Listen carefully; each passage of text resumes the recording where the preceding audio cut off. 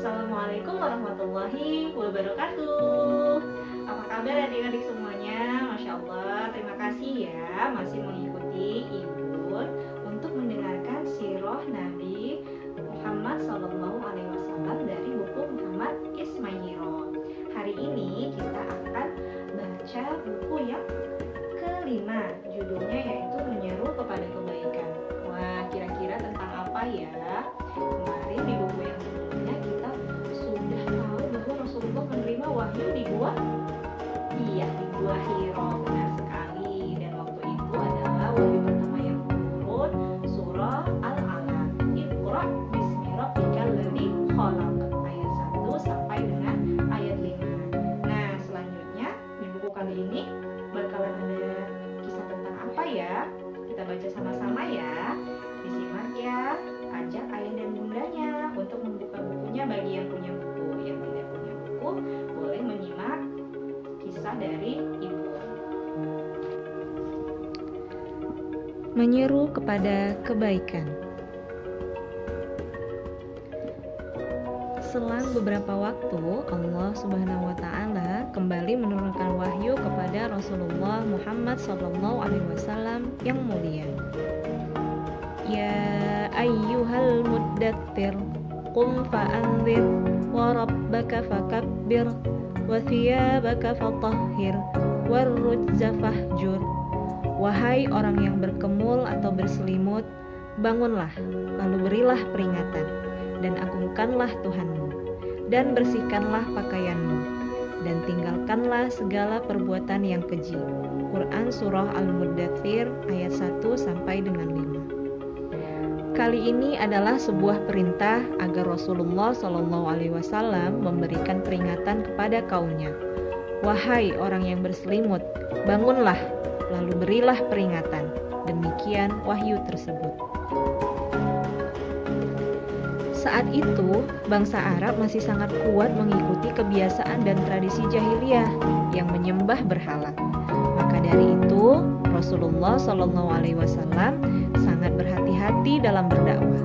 Beliau menyampaikan ajaran Islam secara sembunyi-sembunyi kepada orang-orang terdekat.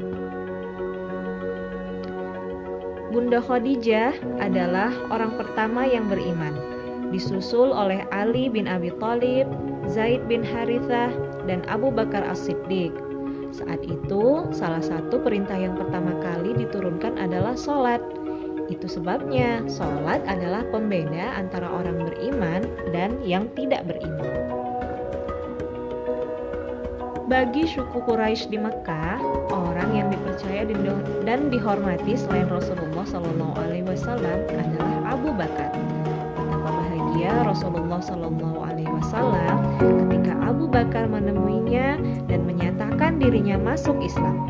Abu Bakar berkata, "Asyhadu an la ilaha illallah wa asyhadu anna Muhammad Rasulullah." Aku bersaksi bahwa tiada Tuhan selain Allah dan engkau Muhammad adalah Rasul Allah. Rasulullah SAW memeluk sahabat beliau Abu Bakar dengan sangat erat. Abu Bakar kemudian berhasil mengajak beberapa sahabat lain untuk memeluk agama Islam. Beberapa sahabat yang masuk Islam diantaranya Utsman bin Affan, Talha bin Ubaidillah, Zubair bin Awam, Abdurrahman bin Auf, Sa'ad bin Abi Waqqas, dan Abu Ubaidah bin Jarrah.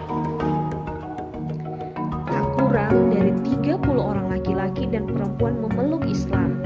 Sebagian besar adalah orang miskin, budak, atau yang tidak memiliki kedudukan apapun dalam tatanan masyarakat Quraisy. Rumah sahabat Rasulullah SAW yang bernama Arqam bin Abi Al-Arqam dipilih sebagai tempat untuk bertemu, mengaji, mempelajari, dan menyampaikan tentang Islam.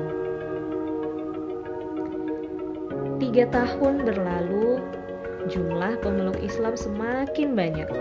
Dakwah masih dilakukan sembunyi-sembunyi hingga Rasulullah SAW menerima perintah untuk berdakwah secara terbuka atau terang-terangan kepada masyarakat luas. Dakwah dimulai dari para kerabat, termasuk paman beliau Abu Thalib dan Abu Lahab. Meski tidak mau memeluk agama Islam, paman Abu Thalib menyatakan dukungannya. Dia akan tetap melindungi Rasulullah SAW. Sementara itu, Abu Lahab langsung menentang dengan kasar. Yakin dengan dukungan paman Abu Thalib, suatu hari Rasulullah SAW mendaki Bukit Safa dan memanggil penduduk Mekah.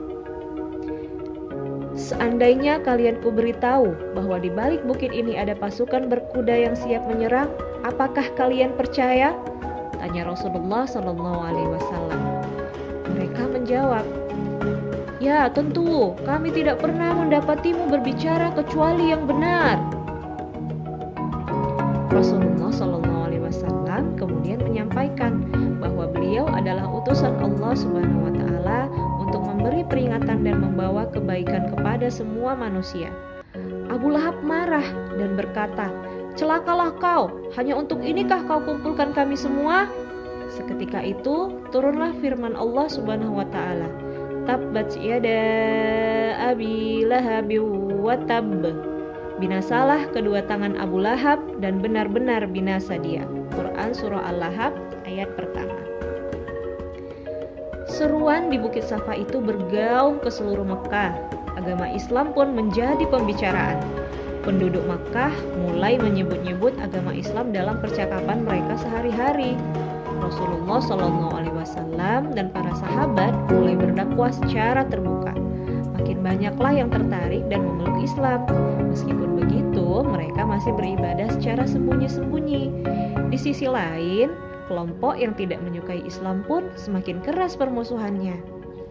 Kamu perlu tahu, Rasulullah SAW dan para sahabat melakukan ibadah secara terang-terangan setelah Hamzah bin Abdul Muthalib dan Umar bin Khattab memeluk Islam. Nah, Masya Allah adik-adik, ternyata menyeru kepada kebaikan tadi yaitu bagaimana Rasulullah berdakwah setelah menerima wahyu. Dilakukan dengan berdakwah secara sembunyi-sembunyi awalnya, melakukan kajian, berkumpul bersama-sama di rumah Arqam bin Abi Al-Arqam, lalu kemudian dakwah secara terang-terangan. Nah, bagaimana ya kelanjutan kisah Rasulullah SAW? Kita ketemu besok di buku yang selanjutnya.